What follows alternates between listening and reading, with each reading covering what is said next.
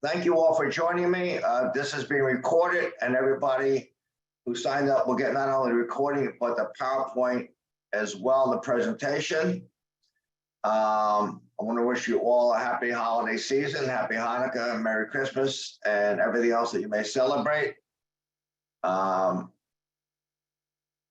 name is Dennis Miller. You can read the whole bio, but just kind of quickly, I spent 25 years in the hospital world. I was a young 38-year-old CEO of a medical center, corporate executive for 7 years, running a publicly owned healthcare consulting firm. Had the top 6 floors of the World Trade Center South. Left in '99 to become the CEO and president of another major medical center. 9/11 tragedy, obviously, like we've all been impacted, lost a lot of friends and colleagues. 2005, sort of had the opportunity to do something different and began as a board and leadership coach and founded of DCM, and today was almost into our 18th year with 17 people around the country, one of the largest nonprofit executive search firms, and do a ton of board and leadership performance coaching. And you can go on to our website, DennisCMiller.com or DCM Associates, and see all the tools there and about me. And I always joke, I said, if Mrs. Fritz, my 7th grade English teacher, knew I wrote 2 cents together, she'd have a heart attack. She'd have over $5, she'd have a massive heart attack. I'm going to talk today about, actually, I'm going to step that for a second. I'd like you to go into the chat box and just put in 2 things right now. Put in the temperature of where you're living. What's the temperature right now out there? We got some people I know in 8 degrees and 40 degrees. So just put into the chat box, if you don't mind right now, kind of what the temperature is. And then let's see what we got going on here. All right, 31, 31, all right, 37, 34. Hey, those are numbers, 53, right? These are numbers that maybe play the lottery. I got 20. See Dr. Jay Weissman, it's freezing. I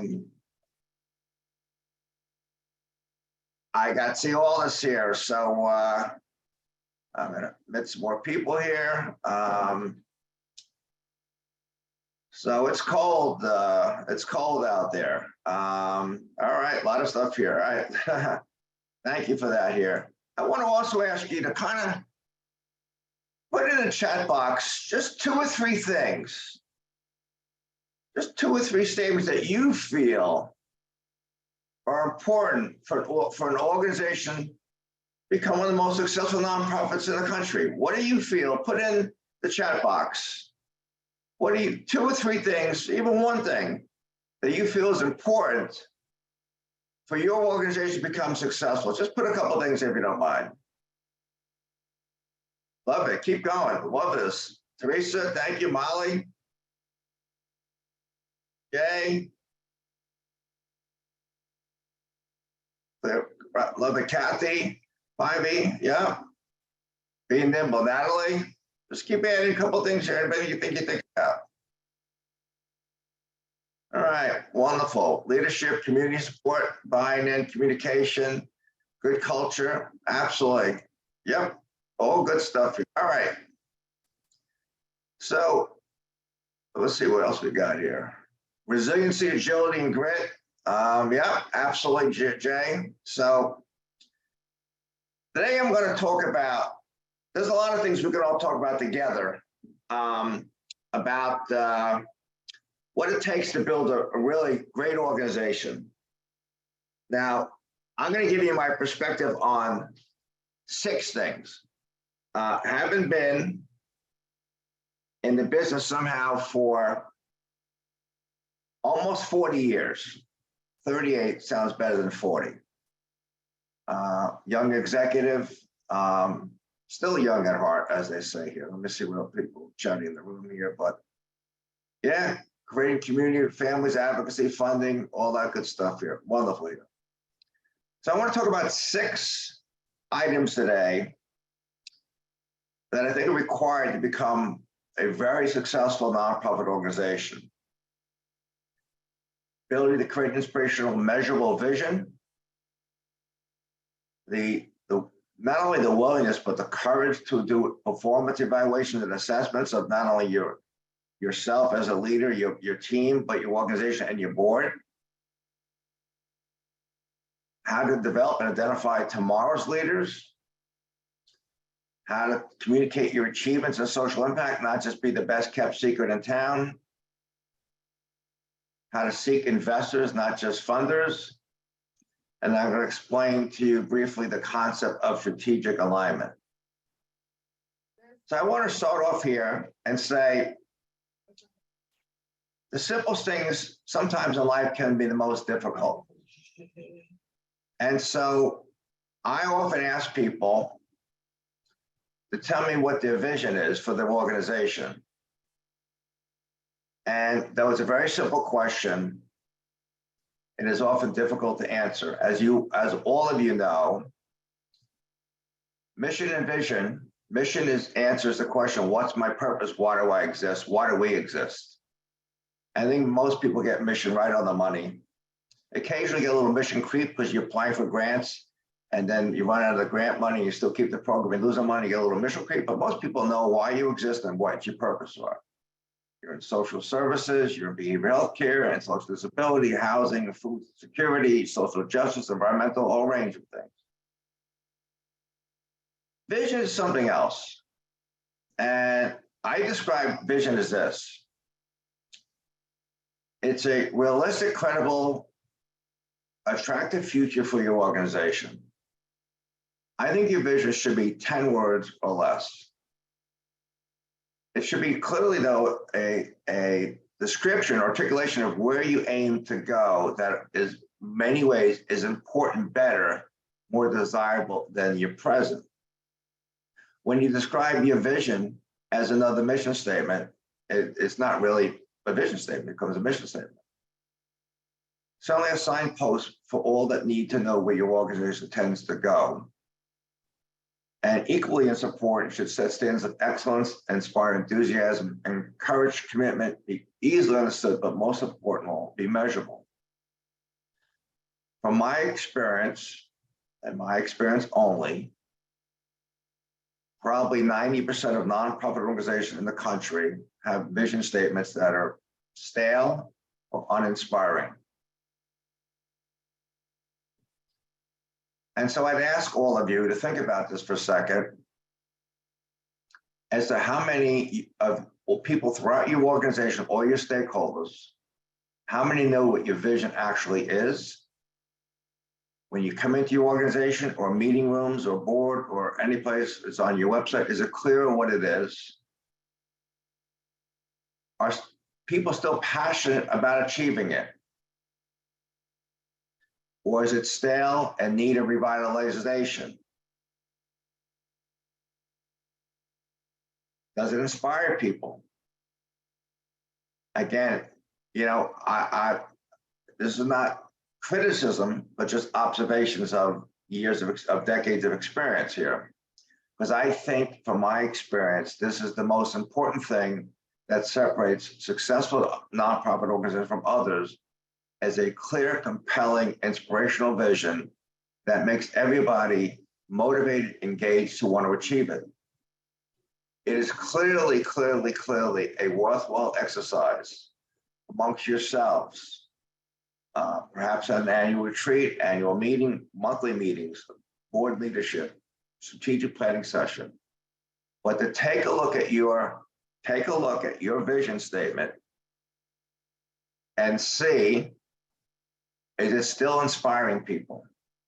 Because I believe, as we all face the alligators around our ankles and sometimes up to our calves, we all know how important it is that, you know, we have to keep our sights on the future. That to me is what great leaders do. They inspire people with a visionary thinking, vision statement. So number one in my world, to be a successful organization, to have everybody together, we'll talk about strategic alignment in a second, it's vision. Number two, I think it's very important for all of us in any facets of life perform some sense of evaluation, assessment of where we're headed. Driving down the road, or got the right GPS on, we go on the right highway, the right direction, whatever it is. I think in order to measure progress towards goals, again, your vision needs to be measurable.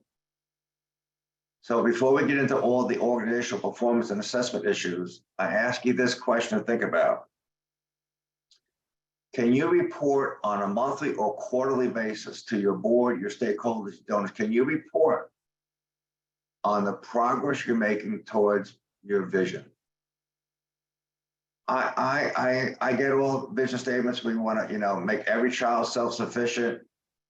We want to feed the world, no one hungry, no one without a place to live. I get graded. I'm just asking you, can you measure your success towards that? And it's very important for you to be able to measure how much progress you're making towards your vision, and everybody gets a sense of that. Now, again, second thing, it's very important to measure, evaluate ourselves and yourselves as an organization. So a couple of quick questions here. I'd like you to go into the chat box, if you don't mind, and just put in a word that describes, or words that describe how you define your organization's success. How do you measure success for your organization? Let alone yourself, how do you measure success? So if you would go into the chat box with us here, and just kind of get a sense of, how do you measure success as an organization, and how do you discuss success? So how do you evaluate success? What does success mean? And just put a couple of things in here where, this is not holding anybody accountable. I like, thank you. Loyal step, outcomes, data. Yeah, okay. Yeah, I got it. Operating in the positive. That's a good success. Yeah, absolutely.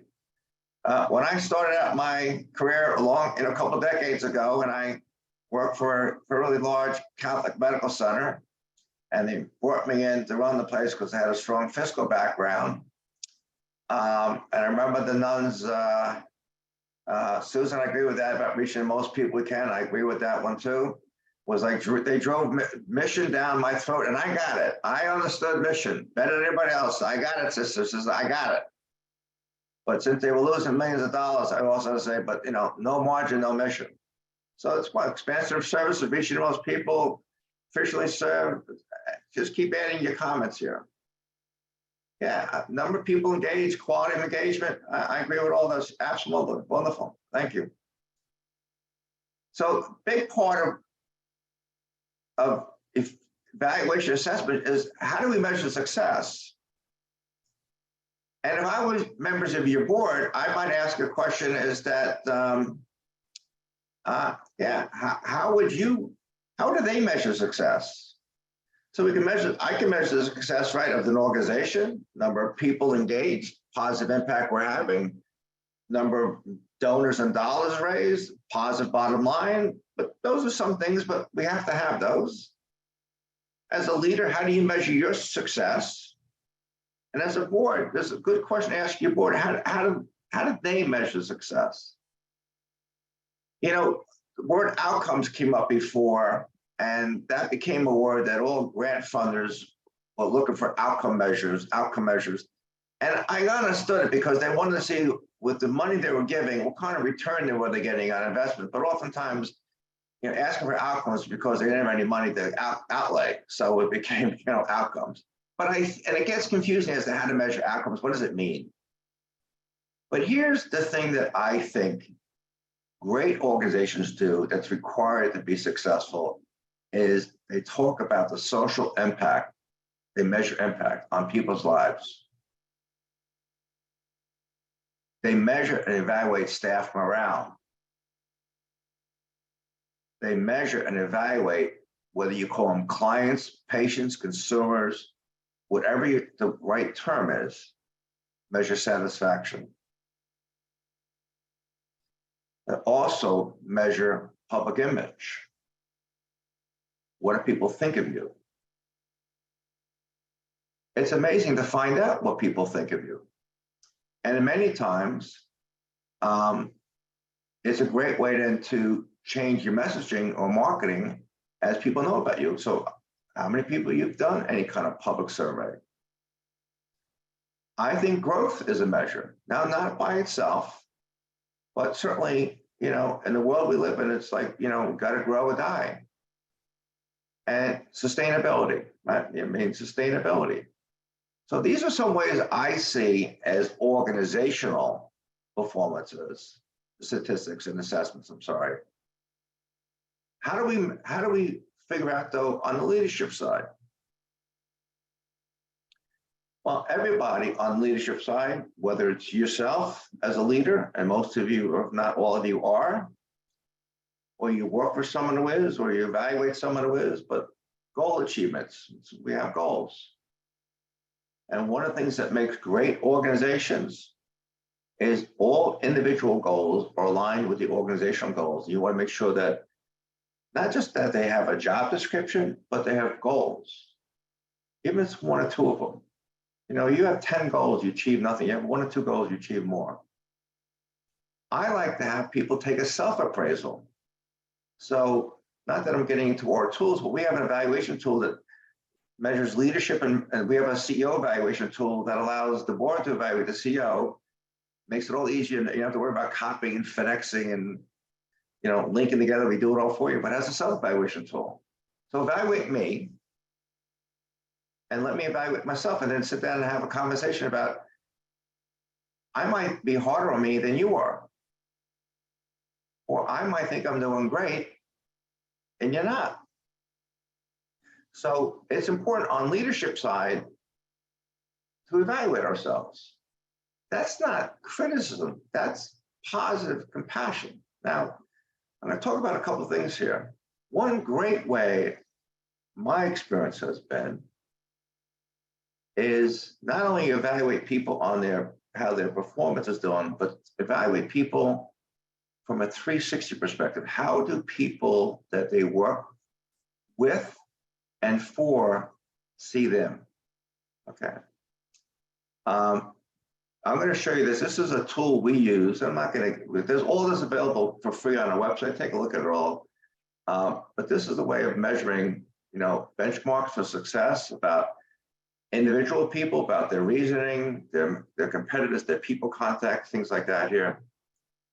But there are tools that we utilize and you should utilize that measure how a leader is doing, whether we do the tool as part of our search process and assessing them, or we use the tools to help you in coaching people.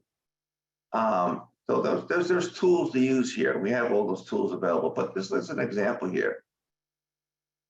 I believe it's very important to sit down and not only say, so Susan, I think you're doing a really good job, but I want to give you some feedback on how those that work with you do in these areas. These are 360, 17 skill sets, and have people that are working with you or for you evaluate that. And because what's most important in today's world than ever before, and I'm not telling you anything you don't know, and this whole world and of cultural resignation, such is that people want to feel they've been heard, their voices matter, they've been listened to, they're cared for, a sense of connection. There's a pride in the workplace. There's common interest. And there's an opportunity for growth and development. But a 360 tool allows one to, how will you listen to others? Now, you don't have to ask me. My wife has told me many times over 41 years I need to do a better job at it. So I'm all in. I get it. But seriously, you can do a great job, but not be perceived as managing the team well. You can achieve your goals, but not be viewed as making a good judgment. And so we have a tendency, and I'm curious what you think too, we have a tendency at times to think sort of evaluation and assessments are kind of punitive, that they should not be. All form of evaluation and assessments should be for development. And so I'm showing you a little bit of whether it's a 360 or not, but this is kind of type of things that you want to measure. So you had organizational factors, how do you measure success, sustainability, growth, etc. But you want to have tools to evaluate your leadership team, your people. And by the way, when I refer to the word leadership, I'm not referring just to the top executives in the organization. I'm referring to anybody in an organization, to me, that either manages one other person or manages even on their own, but a program or department or service. The leadership to me, all leadership. So I just want to make sure we're clear that I think it's important to do evaluations. Okay. This is just an example of a tool that we have for CEO evaluation, just an example. So it goes over about 7 areas about organizational performance, strategic leadership, board relationships, community, building a brand, fiscal, and philanthropy, okay? And again, also allows the CEO to do their own self-evaluation. And you might not be able to see this, but when I send them to you, Will, it asks questions. It's not a score of 1 to 5, and 5 is the highest, but it asks questions about, how effective do they serve as a spokesperson? And how effective do they do this or do that here? And you'll get issues like either I agree or strongly agree, or I disagree, or I don't know. But the focus about, there's a sample question here about, do they develop a positive brand that motivates the staff and makes you feel pride? You got, 35% of people say I disagree. So those are issues that strongly disagree. So that's a problem. That's just a sample here, okay? So that's one thing here. Okay, let's see here.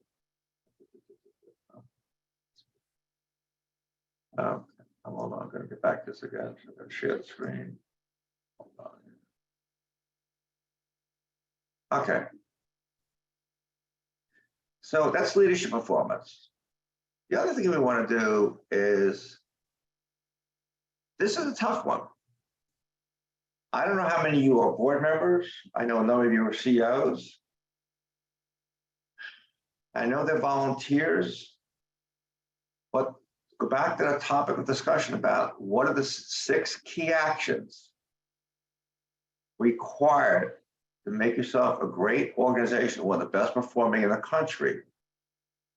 Is, I always say, good boards evaluate their CEO. And it's amazing to me how many organizations, boards don't even evaluate their CEO. But good boards should evaluate themselves. Now, I've written a lot of articles, by the way, and there's a lot of articles. They're all free on the website, denniscmiller.com. We have a team of 16 people in our group here. But I believe that boards, but the article I wrote was the nonprofit CEO dilemma. How do I tell my boards they're not performing well? This goes on to a whole other discussion beyond the scope of today's presentation about how well do we provide training to board members. Board members, in spite of what you think, are craving for board training. Just because they're the president of the bank or the vice president of sales of a company or community leader in your organization or on your board does not mean they have training about nonprofit board governance and things like that. It's a whole separate topic. We have an online course that's very inexpensive about how to become a high-performing board. But I don't want to get into a sales thing. I want to focus on education today. But here's a question to ask your board. How would your board measure success of themselves? And this is very important to talk about the stage. What stage of board governance do you think they perform at? I believe, and it's all actually research that's been done at Harvard, there are 4 stages of board governance. As you know, organizations have life cycles and stages, and we as individuals have life cycle stages. And I tell people, I'm in the 4th quarter of life, hoping for triple overtime. I don't know about you. I'm enjoying my life and I want to keep going, but boards have 4 stages. A founding board's the first stage, where you know what that's about. Someone founds an organization, whether your child was sick or a school or a hospital or a social justice project or whatever. And they move to the 2nd stage, which is a legal requirement, which is fiduciary responsibilities. And everybody who applies for becoming tax-free organization, nonprofit, and have articles of incorporation, it's legally required of a board. And that's responsibility for overseeing policies, personnel, investments, finance, and such a basic oversight. Boards evolved and went on to a third stage, right, and became sort of business advisors, strategic planning advisors, but still it was kind of a passive role. And you always ask for approval for budgets and minutes, so all in favor say aye. A lot of all in favor say aye. But high performing boards, and there's information on our website, high performing boards function as ownership and partnership with the CEO. So it's a question becomes, how well does your board perform in partnership with you? Does the board members individually, did they ask to fill out a self-evaluation? And do you have an annual board performance evaluation? And do you? And usually you get fear, like, it's a fear thing. But again, I'm focusing on the issues that require one to become a great organization. And again, how do you tell your board they need to improve the performance or getting fired? You have to have an honest conversation about the more you as an organization, whether it's yourself assessing your organization and leadership and board, you're focused on one thing, making sure you're doing everything you can to serve those in your community, whoever they may be. It's your obligation, it's your duty, I feel, to assess yourselves because you want to serve others.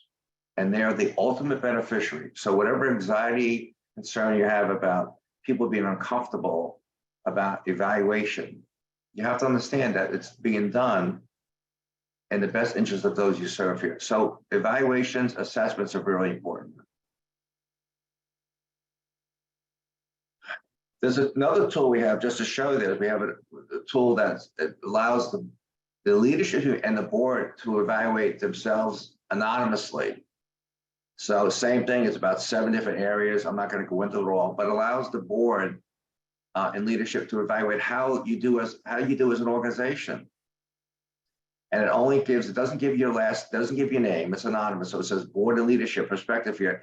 But I think it's very important to do so. So that's a big piece. So obviously vision and is number one, a compelling vision that means something that's sitting on a shelf collecting dust, and have a process for evaluating, assessing performance. I think the third thing is how to identify and develop new leaders. I ask everybody all the time in workshops and speaking engagements and whatever I have, or members of my team have, is how many of you have a strategic plan? And everybody raises their hand to some extent, right? It's either in process, just done and excited, or it's sitting on a shelf collecting dust and it's whatever. I ask everybody how many of you have a financial plan, raise hand to get a budget, but I ask how many people have an intentional plan to have a leadership development program in your organization. How many of you, with your table of organization that shows all the people in your organization's management structure, when a position comes open at any level, whether it's a part-time weekend supervisor or a director level or vice president, all the way up to COO, whatever, that position becomes vacant. Do you have to post a job at Indeed or hotjobs.com and all these other social media sites? Or do you have enough confidence that you've trained people internally to be able to promote somebody? Now, again, DCM is one of the top 10 easily nonprofit search firms in the country. Very proud of that. But I'm equally as proud of developing and coaching people. We just finished our fall certificate program in transformational nonprofit leadership, emerging leadership. We have a new one coming up in the spring, but I ask you this, how many of you have a leadership development program? And how do you do it? 12 easy steps. Start off with your vision. What's your vision?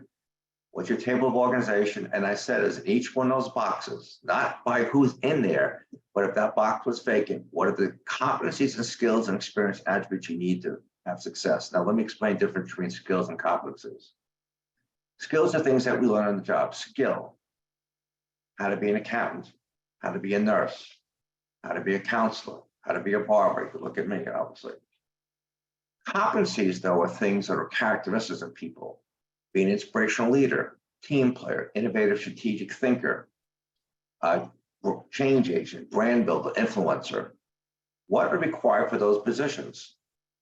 if you gather all those positions and you have a sense of the competencies and skills required here, then, okay, you can create an internal leadership development program to focus on training those and using both internal resources or external resources. There's two schools of thought here.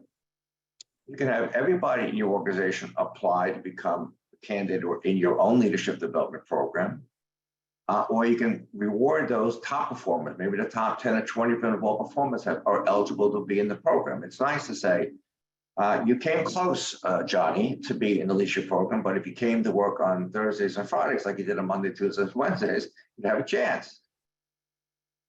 Create leadership council criteria, announce your participants. Create an individual development program for each person in the program. Use your own mentors and coaches when you can, and outside experts like others or ourselves on our team when you need to. There's a ton of books and articles, and we have online courses, but other people do. Find a way, and it's not to invest, but develop a program, develop your leaders. What greater thing can you do? But this is what great organizations do. This is one of the key things that people do that become very successful.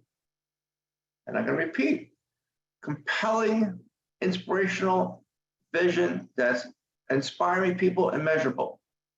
They are constantly evaluating and assessing themselves at all levels, not for criticism, for development. It's nothing's punitive at all, should not be. And number three, they try to identify and develop leaders from within their organization. Okay. What are the benefits of that? See for yourself here. Employee retention, improve morale, increase performance.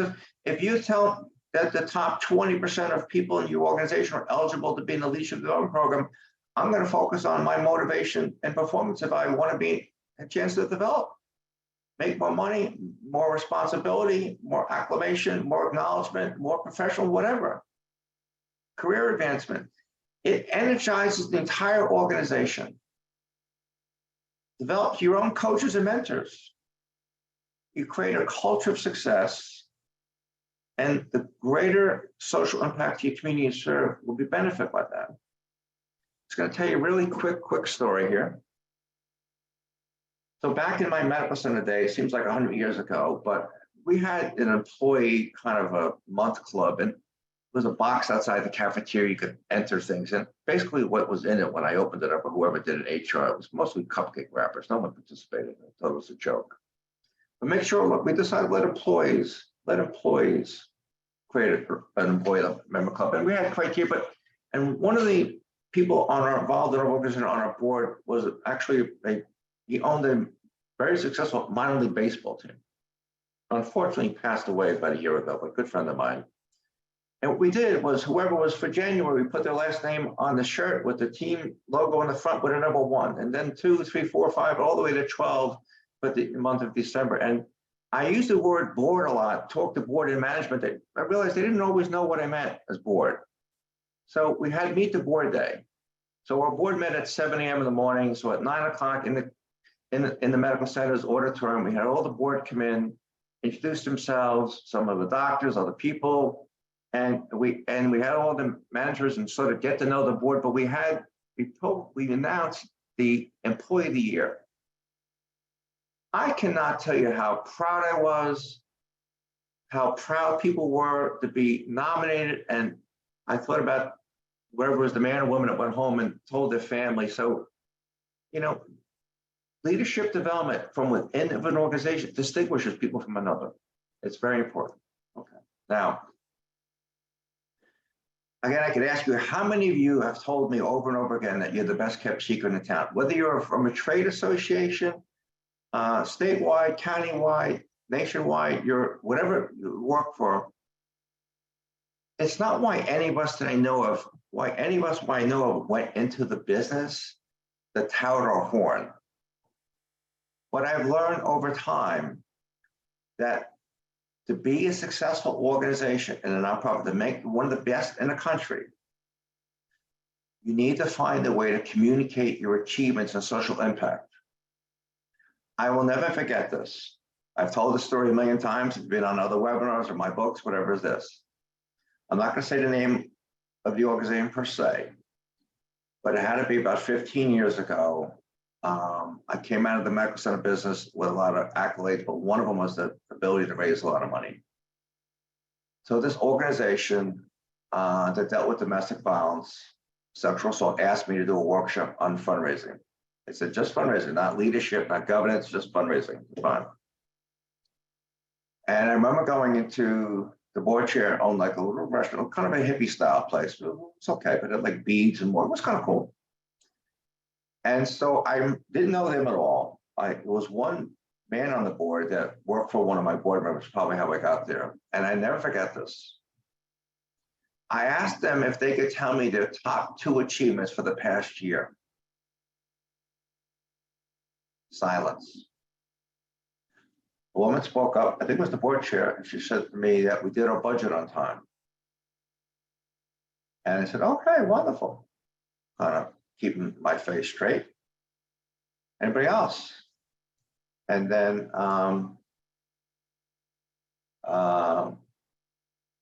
yep. And then someone said we only spend 6% of our money on fundraising. And I said, oh, wonderful. I'm thinking to myself, this is going to be the longest hour of my life. And finally, a woman in the back of the room raised her hand and said, Dennis, we do a program called PALS. I said, what is that? P-A-L-S. It stands for Peace and an Alternative Learning System. We treat children who've been subjected to sexual assault, domestic violence. We treat them so they can have healthy relationships with foster parents, surrogate parents, maybe biological parents, teachers, schoolmates, classmates. I said, Grand Slam in the bottom of 9th inning, World Series champions. How do you communicate that so we don't do that good of a job? I said, that's why you're not raising any money. In the corporate world, brand identity was important. IBM, Microsoft, Apple, all the way down the line. Chrysler, GM, whatever, Mercedes-Benz. It's kind of your personality. That it's a promise that you make to everybody in your community, your clients, your employees. It's your personality. But I want to ask yourselves a few questions for you to think about and use this as an opportunity to engage your own team to say this: what makes your organization unique? I could get answers about what makes you unique or different, and I don't know whether or not you're a children's organization, you're the United Way, whatever you are. What makes you unique? And that's a good thing. How do you distinguish yourselves from other similar mission type of organizations? How do you do that? That's a great question for you to engage yourself, say, in a retreat or a management meeting. We ask our search clients so we can help recruit people and sell them on the opportunities. What makes you different? If I'm looking at opportunity between A and B, what about you? How well do you let people know about the positive impact you're having, and more importantly, on people you serve, but more importantly, how well of a job do you do having people that you've had a positive impact, let them tell the story on your website, in board meetings, anywhere, your galas. I don't want to go on, but I have stories where people come in and tell the stories. It's amazing. It inspires you. Having people come to a gala and talk about how you helped save my family's life with housing or job training or after incarceration or anything. It's not why we went into it. And it's a tough thing for a lot of being uncomfortable.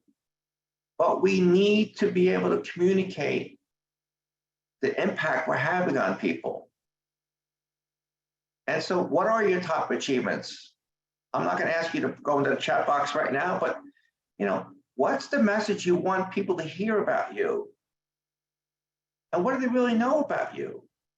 So again, as part of a really important indicator as to how to become one of the best nonprofits in the country.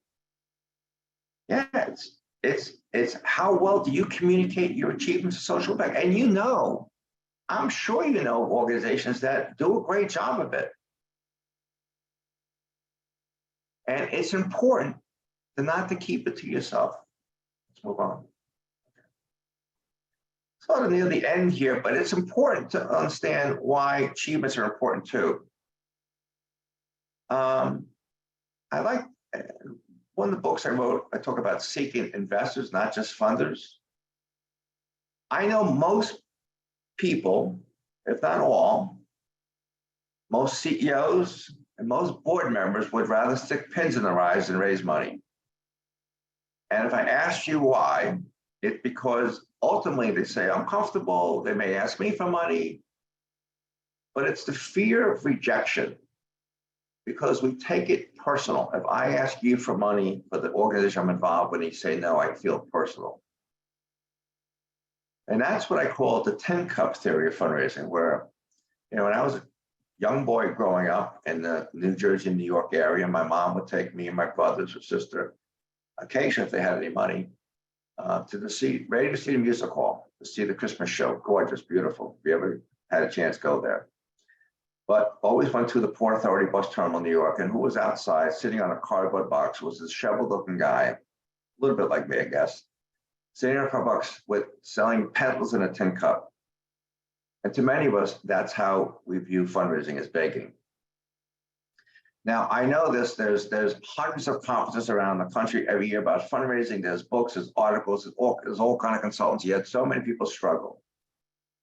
So I want to try to simplify it, because this is, again, what separates people that do okay or great, right? We all know it's been compelling inspirational vision.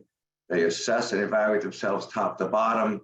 Obviously, they train their people. They have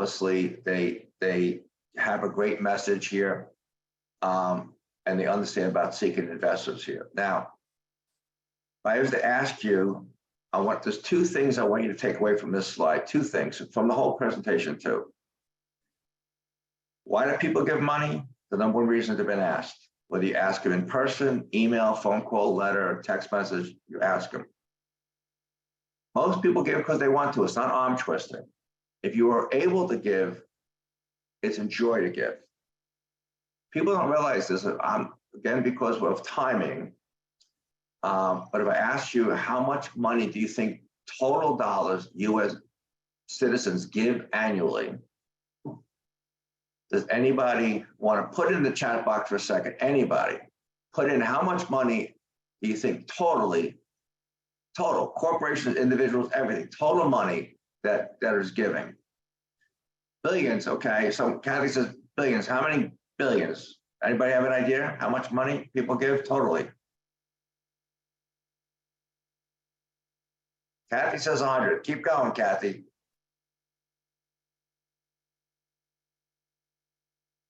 All right. 400. You got it. Last year, $480 billion. Billion, not million, billion. 70% of that money comes from individual and families. 70%, not companies. Companies give, and companies, foundations, corporate giving, 20%. And 10% comes from requests. But here's what I want you to know. Yes, people give someone that they trust and respect. Yes, they give, make the world a better place, your community a better place. Yeah, all that. But there are two things here that are vital to know. People give to success, not to distress. They give to success. If you convey the 10 cup theory, if you put the beggar out there in front, if we don't raise money, we're going out of business, you're going out of business. The more you can communicate the positive impact you have on people's lives, people want to get behind that. So it's not only good for morale, and it is good for morale to build up why you're doing what you're doing and talk about your achievements, because it builds morale. It gets people want to work there. It gets board members who want to work there. It gets people to volunteer there. It's great for retention. It's great for everything, to be part of a winner. It's great. But it's going to create more funders and donors for you. And this may sound like a play on words, and it is, but people will give to the needs of those you serve, not your organizational needs. People will give to the needs of those you serve, not your organizational needs. So when you're asking for money, You want to make sure you're asking for them and their needs, not your organizational needs. Last bit of this before we move on to the ending here. The average tenure of a development officer is about 2 years, 18 months. Say, why is that? Because too often development is viewed as a department. Okay, so we got HR on the first floor, quality assurance on the second floor, development's down in the back, and course from the bathrooms, whatever, and then down there, it's the department. And they take on the job and they're hoping that the board and CEO would help them with it, and they feel like they're on their own. And then the board chair says to the CEO, hey, how was he or she doing? They're raising money. I think they're doing fine. I think so. But here's what it's required. It's a three-legged stool. Go back to the topic today. What is going to make you one of the greatest organizations in the country? There's a three-legged stool required. Your board, your CEO, and your development officer. The stronger that stool is, the stronger you'll do. The CEO's role is to be the chief communications officer, chief external officer, chief entrepreneurial officer. CEO stands for chief entrepreneurial officer, chief external officer, relationship builder, brand builder. In the corporate world, the chairman of the board or chairwoman of the board, whoever it is, gets the recognition. In the nonprofit world, with few exceptions, it's your CEO or president or executive director, whatever the title is. It's not your board chair. So he or she in the CEO role has to play a role in relationship building, being the one communicating your achievements and building that stuff. The board's role is I have a very different perspective and request of my boards. I don't want my board asking for money. Most times we do, and the problem is they're going to ask for too little, accept too little, and be terrified in the process. But here's what I want. I do want to make a contribution subject to their ability to give. I don't demand the give or get number. Because the give or get number, if the give or get is I'm making whatever, it's $10,000, give or get $10,000, and they can give $100,000, they're going to give you, the give or get's a dot. Once they give you $10,000, they're done. Those other people can't give you anything but maybe $5, but they're worthwhile to be on their board. So just give what you can afford. But this is what I say.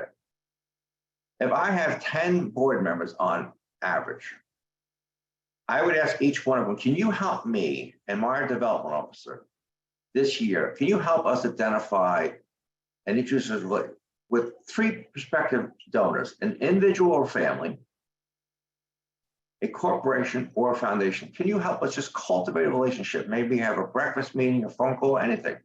Just 3. 5 would be wonderful, but 3. Now, what do I have? If everybody says yes, I've got 30 potential prospects for me and my development officer, assuming I'm the CEO, I could be the development officer, to go to work. That's what a development officer wants. That's what they need. That's what they're expecting. That's why they leave, because they don't get it. And the role of the development officer is to quarterback the whole situation. Work together with the board and leadership. But now the board feels, because if your board gets on board and you talk about your achievements in the organization and the impact you're having, and you say, then you feel like, hey, we're making a difference. We're not just doing things and all in favor say, we're really kind of, we're hitting out of the ballpark here. We're having an impact on our community. Now they're going to be comfortable introducing to people because they feel so proud of what you've been achieving. So what great organizations do is they not only ask for success, they communicate success and ask people to donate to their success, but they have a tri-partnership. Last point on the agenda. The concept of strategic alignment. Now, this was, I think it was my 3rd book. And what's good about these books, they're not that thick because I'm not that smart. So they're only about 65 pages, believe it or not. But all my books, the first one, A Guide to Achieving the Heights and 4 Pillars of Successful Nonprofit Leadership, came from my just having dinner with a friend one night about what were the characteristics of people that made them great. Second book was a nonprofit board therapist, how to I develop your true potential. And this was a book about how to strategic align, because I used to do so many strategic plans and I wonder why I get there from an organization. And this is a different concept. It doesn't go into the SWOT analysis, and it's interesting to read, but it goes about how do you get everybody aligned on the same page? Now, where I live, right on the marina in California, Marina Del Rey, right outside my door, UCLA has their crew boats, the crew. I don't know, about 10 or 12 people, and they go up and down the lagoon into the marina, into the ocean. They do the crew, rowing. But they're all in the same direction. It's fascinating. It's like boom, same direction. But too often in the world we operate in nonprofits, strategic plans start with some kind of a SWOT analysis, strategic strengths, weaknesses, opportunities, threats. It's great, but I don't know what you get out of it. I think you need to know your strengths clearly, what's good about you, but you need to know where you need to improve based upon best practices. Having a weakness is one thing, knowing what the best practice is another. And then more importantly, which is what we talked about here today, how do you align all those? How do you align our leadership to have the competencies to achieve it? How do you align the board? How do you align programs and services to be impactful? How do you align your branding, philanthropy? So everything has to be aligned together. And so this is, believe it or not, the concept of strategic alignment. It helps you achieve your potential. And I am all about reaching potential.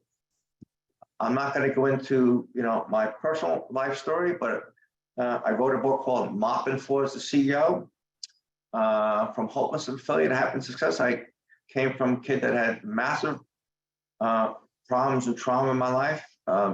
Didn't get into any college, coming out of high school to graduating tops of my class and go on to a graduate degree from an Ivy League school.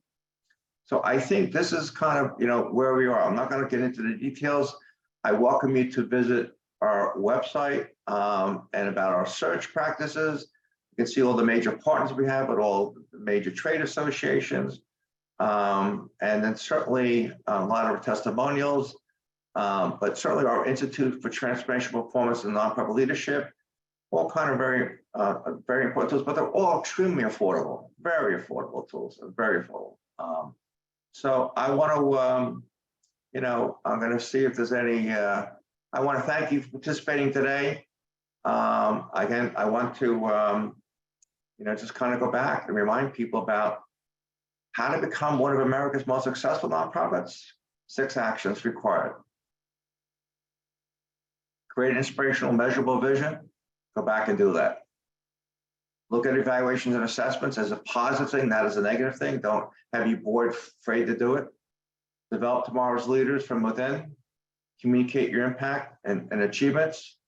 Seek people to invest in you, not just funders, and be aligned towards achieving your vision. I'm going to see if there's any final questions that may show up in the chat room. Again, everybody will get the recording and the PowerPoint. If there's any question, also, it's more or less after the holidays, but I just do this all the time. I'm willing to provide a free consultation to anybody. So just email me, dennis.miller@DCM, as in Dennis Charles Miller, Dennis.Miller, DCM-Associates, ASSOCIATS.com. Let me put that in the chat room. Put this in the chat room here.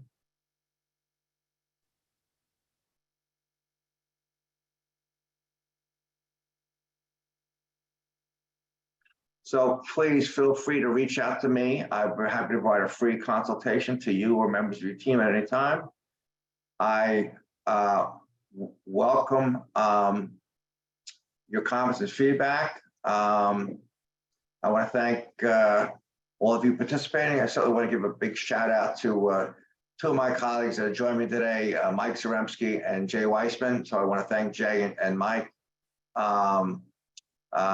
Everybody else, though, listen, I'm passionate about this, but I do this here. You can do this. We need to work together, but we can all make all the work we do make sense, not complicated, it's not academic. but I want to wish all of you a happy holiday. I look forward to partnering with you and getting to know you all in the new year. And please keep in touch. And again, thank you all very much. I appreciate it. Thank you.